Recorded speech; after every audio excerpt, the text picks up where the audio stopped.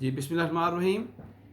कल एक भरपूर डिमांड आई और मुझसे इन्फॉर्मेशन ले रहे थे कि यार किस तरीके से हम प्राइवेट कंपनी से बंदों को स्टेट लेवल में लेके आ सकते हैं। तो इस मौजू पे आज आपको मैं बताना चाह रहा हूँ कि how can we direct induct the field workers as a sale manager, as a senior sale manager in state life from the private organisation.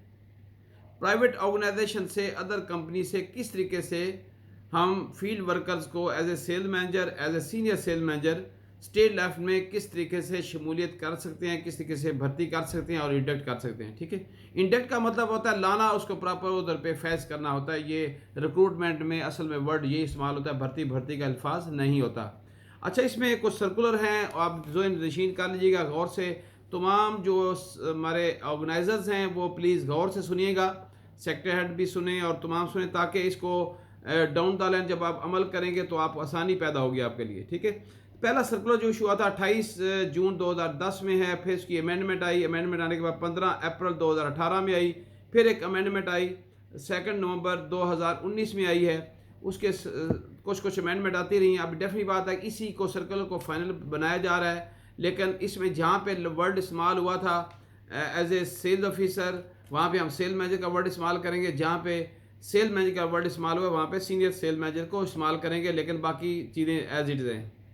Number 1, सबसे पहले ये देखें कि जो सेल्स मैनेजर, कोई सेल मैनेजर इस अदारे में डायरेक्ट अगर आना चाहता है, ओके, वो आप उसका 2 साल का तजर्बा होना चाहिए, ओके, और उसकी तालीम को आपको इलम है, वो वहाँ पे तो प्राइवेट ऑर्गेनाइजेशन में ऑलरेडी तालीम अच्छी होती है, तो मिनिमम इंटर तालीम थी इसकी। ठीक है ना, अब मेट्रिकुलेशन भी हो गई है। और इसमें वो न्यू जो है ना, वो 4 सेल रिप्रेजेंटेटिव जो हैं वो नए भर्ती करेगा, साथ लेके आएगा। और हर एक जो एसआर होगा उसके पास 2 प्रपोजल, एग्रीगेट प्रीमियम उसका 30,000 होना चाहिए। किसी का 10,000, पहले ये था कि 15,000 के होने चाहिए, अब उन्होंने इस अमेंडमेंट दी है, इसमें एग्रीगेट 4 जो सेल रिप्रेजेंटेटिव वो लाएँ और उसमें हर एक का 2 प्रपोजल हों, जिसका एग्रीगेट प्रीमियम जो है ना सिर्फ 30,000 रुपया हो, तो वो आपको आराम से इंडक्ट हो सकता है। डेफिनेट इसका इंटरव्यू होगा, आपके जो पूरा सिस्टम जो है फॉर्म वगैरह फिल होंगे, फिल होने के बाद एजेंसी उसको नंबर देगी और डेफिनेट बात जोनल की अप्रूवल होगी और एक इसका कमेटी का इंटरव्यू करेगी, करने के बाद उसको इंडक्ट कर दिया जाएगा। Okay, number 2 paper for senior sale manager. अगर वो किसी को सीनियर सेल मैनेजर लेके आना चाह रहे हो, वो वहाँ पे भी कहीं ऑर्गेनाइज़र हो, ठीक है ना, ऑर्गेनाइज़र हो, और उसको हम लाने के लिए आपको उसके साथ 2 सेल मैनेजर्स उसके साथ होने ज़रूरी हैं, और दोनों सेल मैनेजर के साथ एटलीस्ट 4 सेल रिप्रेजेंटेटिव होने चाहिए, और साथ में 2 नंबर पॉलिसीज़ जिसका एग्रीगेट प्रीमियम 30,000 रुपया हो।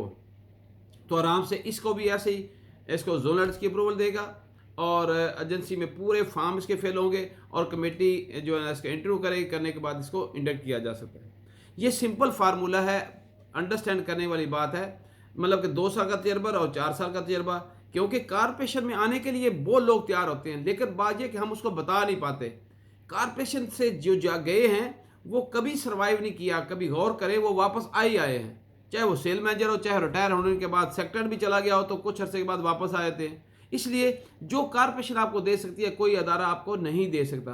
फिर एक और जो खूबसूरत बात है, जो आपको एक इंडिपेंडेंसी के साथ आपको माइंड को ब्लो किया जाता है, आपको एक प्रोफेशनलिज्म की तरफ लेके आया जाता है, वो एक किस्म का मुलाजम बनाते हैं, हम किसी को लीडर बनाते हैं, हम किसी को एक बेहतरीन फ्यूचर देते हैं।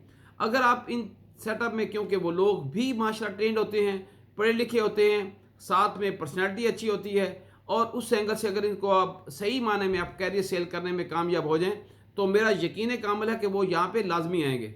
और आने के बाद वो अल्टीमेटली जब सीनियर सेल मैनेजर आएगा 3 सालों में एरिया में बन जाएगा, लेकिन वहाँ पे तो एरिया मैनेजर नहीं बन सकता ना। वक्ती तौर के ऊपर वहाँ पे क्या है कि अगर आपको डेजिग्नेशन तो मिल गए, लेकिन जब छोड़ेंगे आपके पल्ले कुछ नहीं रहता, ना आपको रिन्यूअल मिलती है ना कुछ मिलता है।